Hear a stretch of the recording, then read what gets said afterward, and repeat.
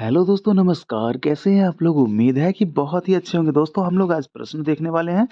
93 number से हम लोग प्रश्न देखेंगे। दोस्तों यह मैं आपको बताऊं सबसे पहले कि देखिए, आप लोग को ऊपर वाला ये सब जो प्रश्न है दोस्तों, आप लोग जो देख रहे हैं, मैं जस्ट अभी इसके पहले वाले सेशन में मैं ये सब पूरा आपको करवा चुका हूँ। ठीक है, बहुत ही इंपॉर्टेंट प्रश्न जो है आपके जो एग्जाम्स में जो पूछे गए थे, वही सब प्रश्न मैं रिवीजन करवा रहा हूँ इस सेट में। ठीक है, तो ऊपर में हो गया है दोस्तों। अभी लगातार यही जो पूछे गए प्रश्न है वही प्रैक्टिस चल रहा है, तो फटाफट आप जाके लगातार वीडियो को देख लीजिए, प्लेलिस्ट में चेक करके वहाँ आपको सारा कुछ मिल जाएगा। ठीक है, तो हम लोग शुरू करते हैं 93 नंबर से, क्योंकि ऊपर वाला तो करवा चुके हैं।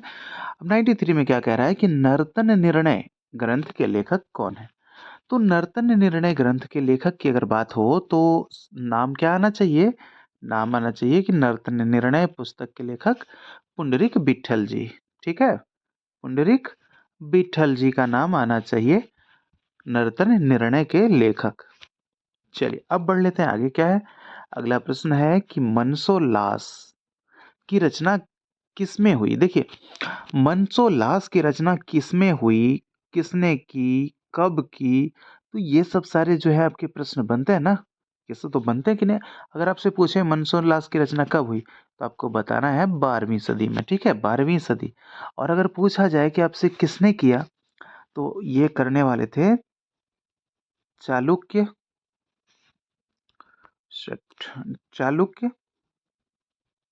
ठीक है, चालुक्य वंश के राजा जो थे आपके सोमेश्वर। कौन थे? चालुक्य वंश के राजा सोमेश्वर, वही रचना किए थे किसका? मनसोल्लास का। ठीक है, चलिए अब हम अपने पॉइंट पे आ जाते हैं कि रचना किस में हुई। तो इसका सही जवाब क्या हो जाएगा? अनुष्टुम छंद। ठीक है, किस में हुई? तो मनसोल्लास की रचना 12वीं सदी में हुई। किसके द्वारा? तो ये आपके सोमेश्वर जी के द्वारा। सोमेश्वर जी कौन थे? तो चालुक्य के राजा थे। और जो है वो रचना किस में हुई? तो अनुष्टुम छंद में हुई। ठीक है, तो एक साथ जो है दोस्तों बहुत सारे प्रश्न को क्लियर करते चलना है। ठीक है, चलिए अगला प्रश्न देख लेते हैं कि अभिनव ताल मंजरी का हिंदी में अनुवाद किस ग्रंथकार ने किया। देखिए, अभिनव ताल मंजरी की बात हो रही है, अभिनव ताल की बात हो रही है, राग मंजरी नहीं पूछा जा रहा है। तो अभिनव ताल मंजरी मंजरी का हिंदी में जो अनुवाद किया गया वो किन के द्वारा किया गया और किसने किया? तो इसका जवाब क्या हो जाएगा? पुरुदाधीश। क्या हो जाएगा? पुरुदाधीच। पुरुदाधीच ने जो है आपके वो क्या किए? अभिनव ताल मंजरी जो है ना पुस्तक ग्रंथ, उसके रचयिता चलिए बताइए कौन है फटाफट। आप लोग कमेंट कीजिए, क्योंकि पिछले के पिछले सेशन में मैं इस चीज़ को बताया था। ठीक है, तो अनुवाद जो हिंदी में जो इसका अनुवाद किए उनका नाम है पुरुदाधीच। ठीक है, पुरुदाधीच। तो अभिनव ताल मंजरी के लेखक के बारे में आपको बताइए फटाफट। चलिए अब बढ़ते हैं आगे थोड़ा सा। संगीत समय सार पर टीका किस सन में लिखा गया? देखिए, संगीत समय सार की अगर बात हो, संगीत समय सार पर टीका ईस्वी पूछा जाए तो कब लिखा गया? तो लगभग ये 1977 में ही लिखा गया है, संगीत समय सार। ठीक है, संगीत समय सार। अगर आपसे पूछे कि संगीत समय सार के लेखक कौन है, तो इसके लेखक के बारे में कहा जाता है कि जैन गुरु पार्श्वदेव। कौन? पार्श्वदेव। ठीक है, जैन गुरु पार्श्वदेव ने किसकी? संगीत समय सार की रचना की। ये कब? 1977 ईस्वी में। अगला प्रश्न है, आप वो पार्श्वदेव नहीं समझ लीजिएगा जो तीर्थकार थे, ये जैन के गुरु थे। चलिए आगे देखते हैं 97। संगीत पारिजात ग्रंथ की रचना कब हुई? देखिए, कब हुई तो पारिजात, सबसे पहले हमको जानना है कि संगीत पारिजात के रचनाकार हैं कौन। तो अगर संगीत पारिजात के रचनाकार के अगर आप बारे में आपसे पूछ दिया जाए, तो आपको बता देना है क्या? फटाफट बताना है कि संगीत पारिजात के रचनाकार हैं पंडित अहोबल जी। कौन? पंडित अहोबल। और पारिजात जो है आपके संगीत पारिजात, इसकी रचना कब हुई, कब मानी जाती है? तो ये आपके मानी जाती है 17वीं शताब्दी में। ठीक है, 17वीं शताब्दी में अहोबल जी के द्वारा 1650 ईस्वी में इसको लिखा गया। तो 17वीं जो है आपके शताब्दी में, यानी इस तरह से जरूरी नहीं है कि आपको 1650 वहां पे लिखा रहेगा, 17वीं शताब्दी दे दिया रहेगा। तो क्या करेंगे, जरा सा ध्यान रखेंगे, 1650 ईस्वी और शताब्दी तो 17वीं शताब्दी।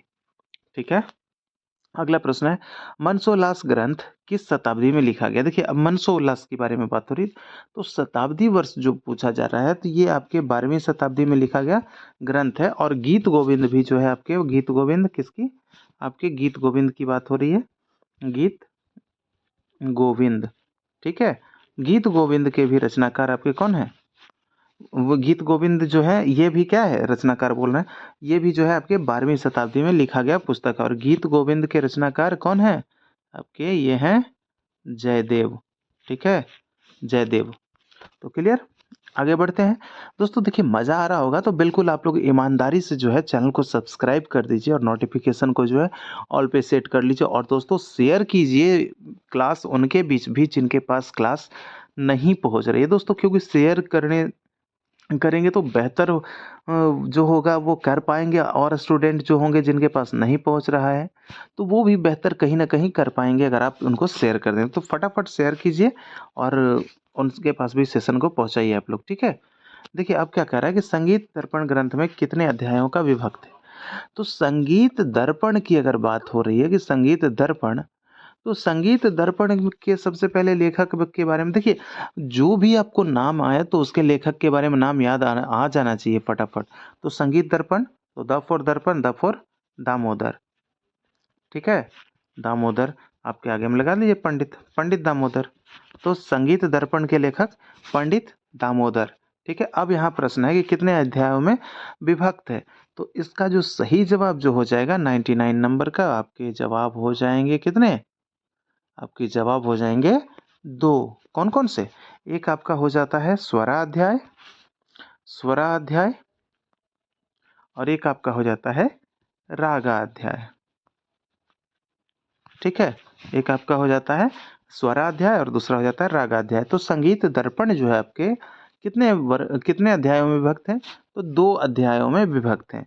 अगर संगीत दर्पण की बात हो ही रही है, संगीत दर्पण की 2 भागों में विभक्त है ही, और तो इसकी अगर लेखन की तिथि अगर पूछते कि किस ईस्वी में लिखी गई, तो जवाब क्या देंगे?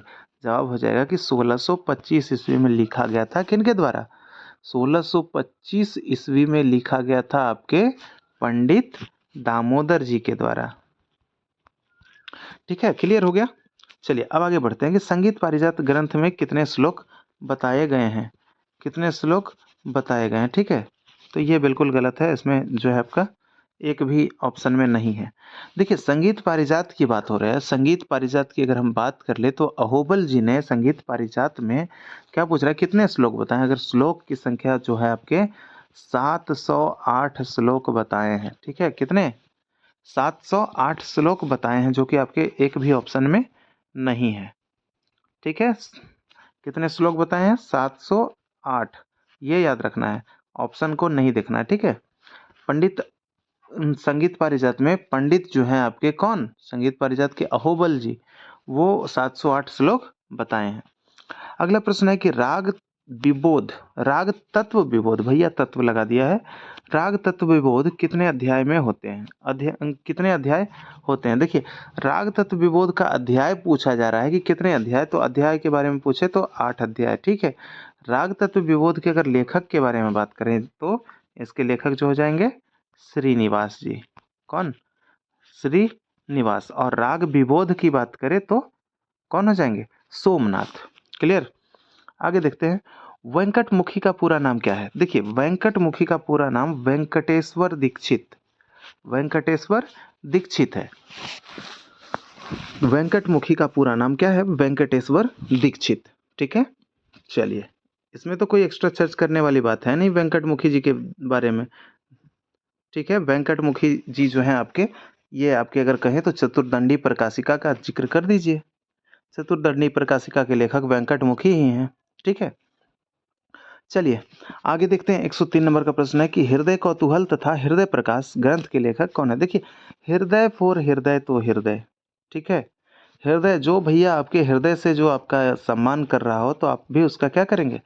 हृदय से ही सम्मान करेंगे ना। तो हृदय कौतूहल, हृदय प्रकाश और हृदय नारायण। क्लियर, इस पे ज़्यादा समय नहीं देंगे क्योंकि बिल्कुल आप लोग हृदय से सम्मान दे रहे होंगे मुझे भी। आगे देखते हैं, 104 नंबर का प्रश्न है कि गीत संगीत समय सार ग्रंथ के लेखक का नाम बताइए। देखिए, संगीत समय सार जो है आपके संगीत समय सार का लेखक की अगर बात करें तो हम आपको ऊपर में लेखक हम बता चुके हैं। यहाँ पे फटाफट आप लोग लगा दीजिएगा कि पार्श्वदेव ने। ठीक है, क्या लगाना है? पार्श्वदेव। संगीत समय सार जो है पार्श्वदेव के द्वारा लिखा गया है। और बात कर ले इसकी तो लगभग 1300 ईस्वी के आसपास लिखा गया है। ठीक है, लगभग 1300 ईस्वी के आसपास लिखा गया है। यानी कि संगीत रत्नाकर के आसपास में, जैसे 13वीं शताब्दी में था ना, 1300 कुछ ईस्वी में लिखा गया होगा, तो वैसे ही आप ये भी होगा, लेकिन इसमें ज़्यादा डिफरेंस नहीं होना चाहिए। अगला प्रश्न है 105 नंबर का कि अनूप संगीत विलास ग्रंथ किस शताब्दी में लिखा गया है? देखिए, अनूप संगीत विलास ग्रंथ जो है आपके, अगर शताब्दी की बात करें तो किस शताब्दी में लिखा गया है अनूप संगीत विलास? तो ये आपके हो जाएंगे 1679 से 1709 के बीच में।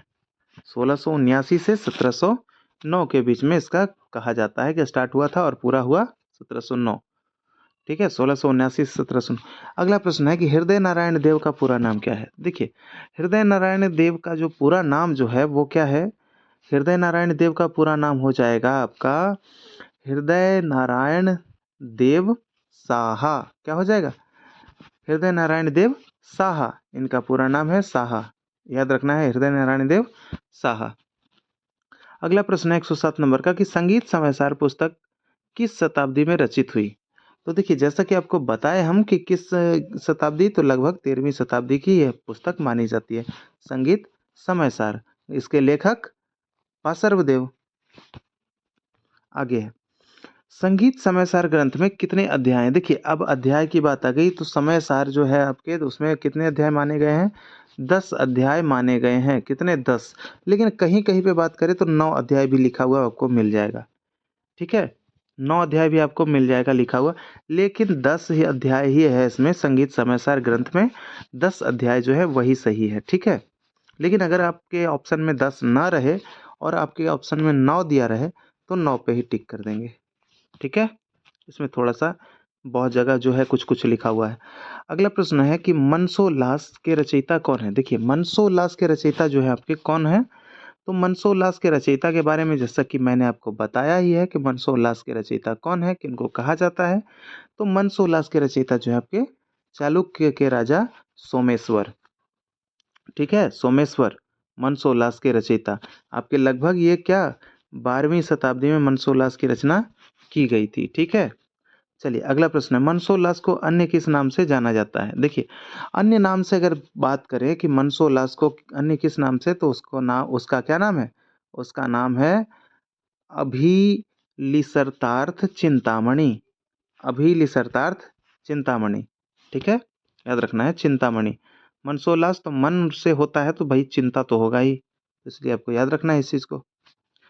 चिंता तो खैर होगा ही ना कि भैया स्टेट हमको निकालना है, बीपीएससी निकालना है, या फिर ईएमआरएस, या फिर टीजीटी पीजीटी की किसी भी म्यूजिक के किसी भी एग्जाम को हमें निकालना है, तो चिंता तो होगा। ठीक है, तो चिंता से यहाँ पे क्या समझ गए थे? मन सोलास, मन से क्या होता है? मन से चिंता थोड़ा सा, तो इस चीज को समझ लीजिएगा। अगला प्रश्न 111 नंबर कि मनसोल्लास की रचना किस शताब्दी में हुई? देखिए, मनसोल्लास की रचना जो है शताब्दी वर्ष पूछा जा रहा है, तो इसकी शताब्दी कब बताई जाती है मनसोल्लास की? तो मनसोल्लास की जो शताब्दी बताई जाएगी दोस्तों, वो आपके बताए जाते हैं 12वीं शताब्दी। जैसा कि मैंने आपको बता ही दिया है कि कितनी शताब्दी में, तो आपके 12वीं शताब्दी में। ठीक है, और इसी के साथ जो है आपका क्या है? गीत गोविंद। गीत गोविंद, गीत गोविंद भी आपके 12वीं शताब्दी में लिखा गया था। किनके द्वारा? जयदेव की जी के द्वारा। अगला प्रश्न है कि संगीतोपनिषद सार पुस्तक में कितने अध्याय हैं? संगीतोपनिषद सार में कितने, पुस्तक में कितने अध्याय हैं? तो इसमें जो अध्यायों की संख्या है वो आपके कुल कितने? 6 अध्यायों की संख्या है।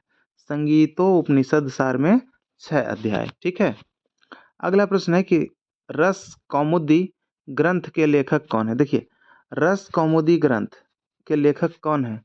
रस कौमुदी ग्रंथ के लेखक की अगर हम बात करें तो इसमें हो जाएंगे आपके कौन? श्रीकंठ। कौन हो जाएंगे? रस कौमुदी ग्रंथ के लेखक श्रीकंठ। ठीक है, क्लियर हो गया? श्रीकंठ। अब देखिए, अब आगे बढ़ते हैं हम लोग 114 नंबर की तरफ चल देते हैं। रस कौमुदी ग्रंथ में कितने अध्याय हैं? रस कौमुदी ग्रंथ के बारे में अगर अध्यायों की बात करें तो रस कौमुदी ग्रंथ में कितने अध्याय हैं? इसके तो जैसा कि आप लोग देख लिए कि इसके लेखक कौन थे, श्रीकंठ थे ना। लेकिन इसमें क्या पूछा जा रहा है अब आगे, अब इसमें पूछा जा रहा है अध्याय। तो अध्यायों की अगर हम बात कर ले तो इसमें होते हैं कौन सा, इसमें होते हैं 10 अध्याय। कितने? रस कौमुदी में 10 अध्याय माना जाता है। अगला प्रश्न है कि गीत सूत्रसार, ठीक है, गीत सूत्रसार ग्रंथ कहाँ से प्रकाशित हुआ है?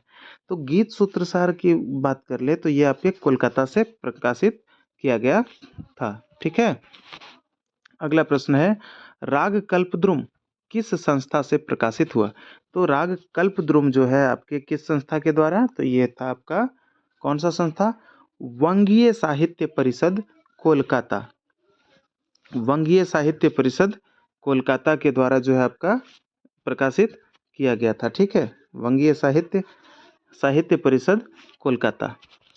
अगला प्रश्न है कि आईने अकबरी ग्रंथ में कितने संगीतज्ञों का वर्णन है? जैसा कि जानते हैं आईने अकबरी जो है अकबर के जीवन पे लिखा गया एक पुस्तक है, जिसके आईने अकबरी के लेखक किनको माना जाता है? अबुल फजल को। किनको? अबुल फजल। ठीक है। और फटाफट एक चीज देखिए, अगर थोड़ा सा आप लोग जानते होंगे तो गुलबदन बेगम जो है वो किनकी, वो कौन सा ग्रंथ लिखी हैं? गुलबदन बेगम। अगर आप जानते हैं तो फटाफट कमेंट कीजिए गुलबदन बेगम के बारे में। ठीक है। अगला प्रश्न है, देखिए यहाँ पे ये प्रश्न जो है सही जवाब हो जाएगा इसका 36। ठीक है। आईने अकबरी ग्रंथ में कितने संगीतज्ञों का वर्णन है? तो 36 संगीतज्ञों का वर्णन माना जाता है आईने अकबरी में।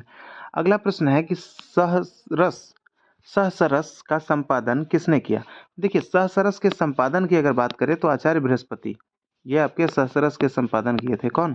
आचार्य बृहस्पति जी। ठीक है, आचार्य बृहस्पति जी। तो ये चीज जो है आपको देखना पड़ेगा। एक मिनट, कहीं गलती तो नहीं कर रहे हैं? नहीं नहीं नहीं, बिल्कुल थोड़ा सा ध्यान दीजिएगा। आचार्य, ये आपके डॉक्टर प्रेमलता शर्मा। ठीक है। थोड़ा सा माइंड से निकल जाता है तो क्या करें, कोई बात नहीं, वैसे गलती होती है तो बिल्कुल आप लोग कमेंट किया कीजिए। क्या होता है कि कभी कभी ध्यान नहीं रहता है और थोड़ा सा कभी कभी माइंड से निकल जाता है कोई प्रश्न, तो लगता है कि ये होगा, तो इसलिए बिल्कुल ये कंफर्म है, डॉक्टर प्रेमलता शर्मा। ठीक है। सहसरस का संपादन किसने किया? डॉक्टर प्रेमलता शर्मा ने, सहसरस। अगला प्रश्न है कि राग दर्पण किस राजा के आश्रय में फकीरुल्लाह ने लिखी? देखिए ये एक चीज तो हम यहाँ पे पता चल गया हमें कि राग दर्पण किसने लिखी? तो फकीरुल्लाह ने लिखी। अब किस राजा के आश्रय में रहते थे? तो ये सही जवाब क्या हो जाएगा? औरंगजेब। औरंगजेब आपका सही जवाब हो जाएगा। कि फकीरुल्लाह कहाँ रहते थे, किसके दरबार में? तो औरंगजेब के दरबार में। फकीरुल्लाह ने क्या लिखा? तो राग दर्पण लिखा। और राग दर्पण के रचयिता कौन है? तो फकीरुल्लाह। ठीक है, इस तरह से याद करना है।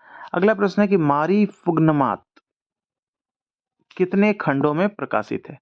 तो मारी फुग्नमात के बारे में हम बात करें तो कितने खंडों में प्रकाशित है, तो इसके कितने खंड हैं?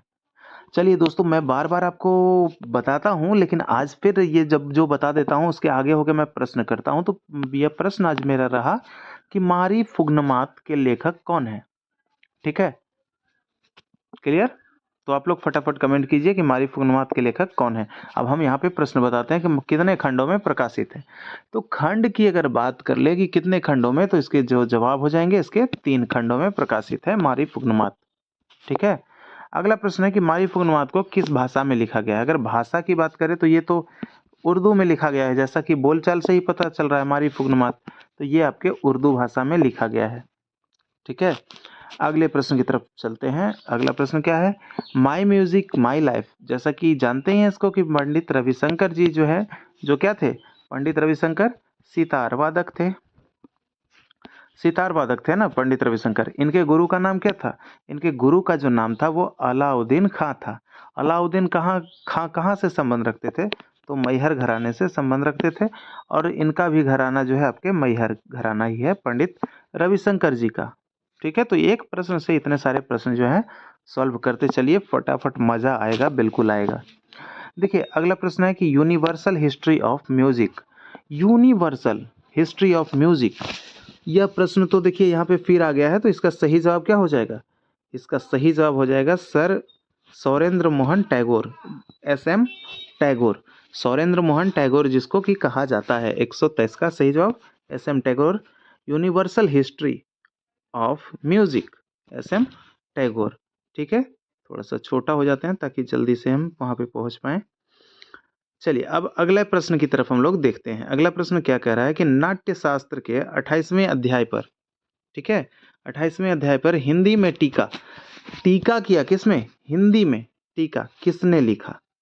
तो नाट्य शास्त्र के जो 28वें अध्याय पे जो टीका लिखने वाले व्यक्ति थे वो थे कौन, आचार्य बृहस्पति। ये 28वें वाद्य पे टीका लिखे हैं। देखिए नाट्य शास्त्र में 28 से लेके आपका शुरू हो जाता है, संगीत का वर्णन इसमें मिलना आपका शुरू हो जाता है।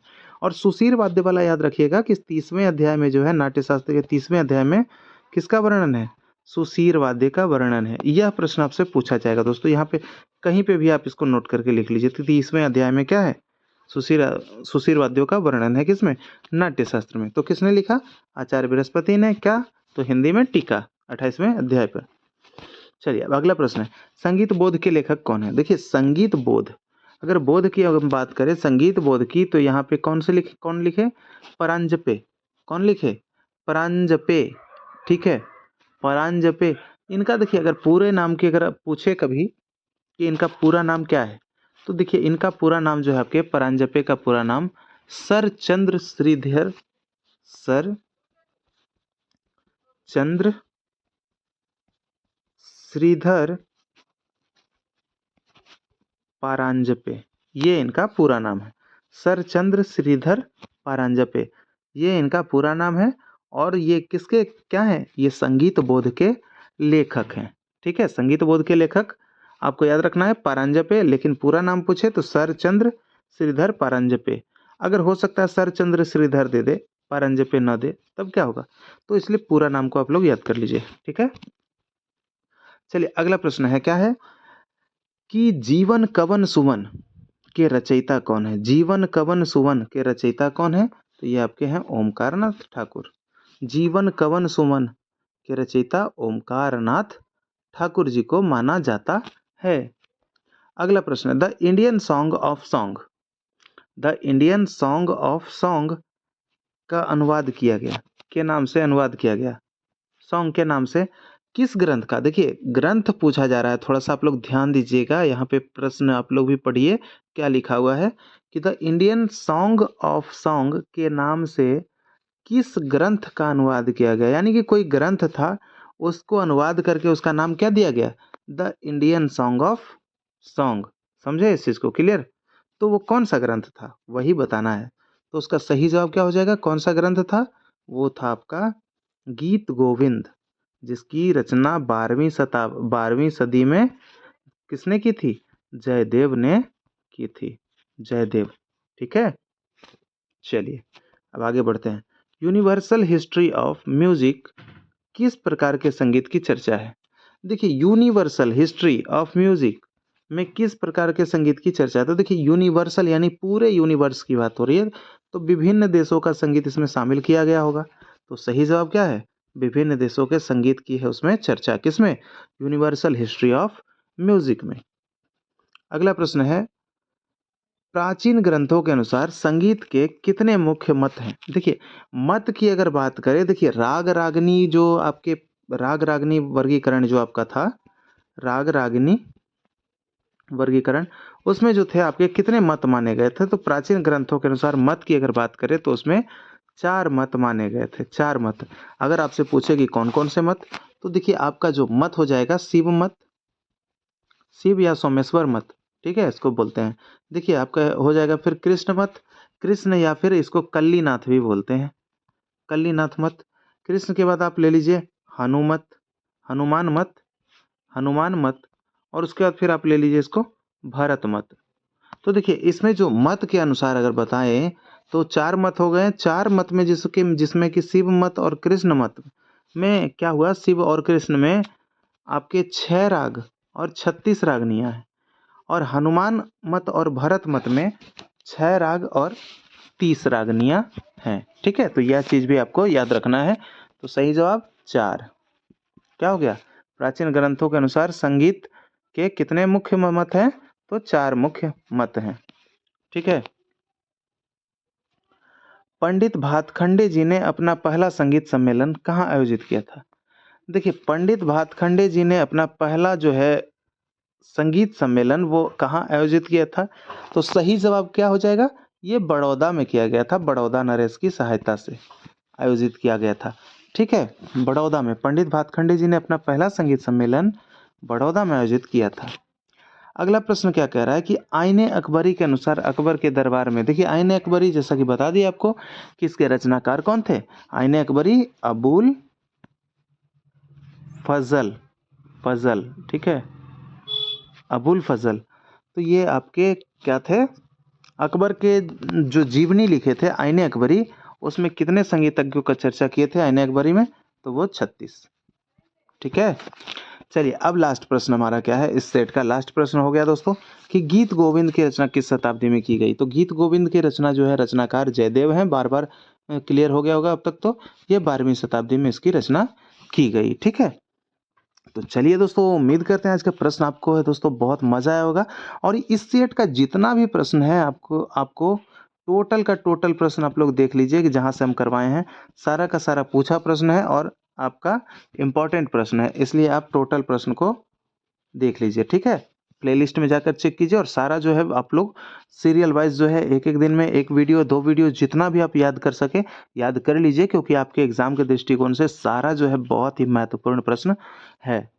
तो ठीक है दोस्तों, चलिए फटाफट मुझे कमेंट करके बताइए इस सेशन के बारे में कि यह सेशन आपको कैसा लगा। ठीक है, यह सेशन आपको कैसा लगा फटाफट मुझे कमेंट करके बताइए। तो मिलेंगे फिर से आपसे अगले सेशन में, कुछ नए जो है आपके जो पॉइंट्स होंगे और कुछ नए क्वेश्चंस के साथ मिलेंगे आप लोगों से अगले सेशन में। जब तक के लिए चैनल को सब्सक्राइब कर लीजिए और मुझे इजाज़त दीजिए। जय हिंद, जय भारत।